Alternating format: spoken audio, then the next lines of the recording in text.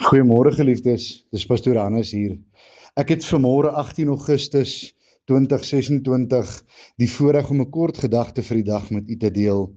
Ek spandeer so 'n bietjie tyd saam met die meisiekinders in die kombuis die naweek terwyl hulle besig is om te bak en te brou. En ek sien dat hulle het 'n resep wat hulle volg. En as hierdie resep sê 10 ml koekmeel, dan is dit 10 ml koekmeel. As hy sê 25 ml icing, dan is dit 25 ml icing. En terwyl hulle besig is en die eerste baksel klaar is reg om oond toe te gaan, sien ek deur die glasvenster van die oond hoe dat hierdie koekies besig is om te rys. Hoe nader dit aan die einde van die proses kom, sien ek hoe mooi bruin is dit besig om te word. En daardie ou sonnaarskoolliedjie kom by my op. Hy is die pottebakker en ek is die klei. Hy vorm my en hy maak my net soos hy wil. Geliefdes, en ek staan vir 'n oomblik stil en die woord van die Here gaan vir my oop in Jeremia 18. Jeremia 18 vers 6, en hoor hoe kosbaar sê hy. Hy sê, sal ek nie soos hierdie pottebakker met julle kan maak nie, o huis van Israel, spreek die Here.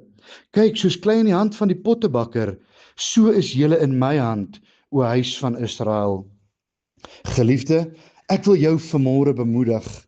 En ek wil vanmôre vir jou sê dat ons dien die beste pottebakker. Hy weet presies hoe om my en jou te vorm na sy wil. Hy weet presies hoe om ons te vorm sodat ek en jy aantrekkingskrag kan hê vir sy koninkryk.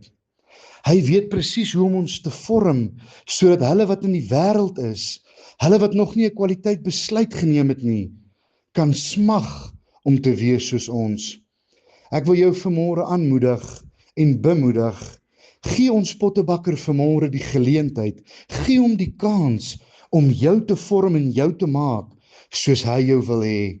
Staan so 'n bietjie terug en sê, Here, nie my wil nie, maar u wil vanmôre.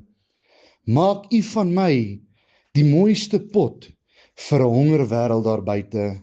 Mag jy 'n geseënde dag hê. Mag die Here jou ryklik seën in alles wat jy vandag jou hand aanslaan. Groete, Wesrand Herlewingsentrum.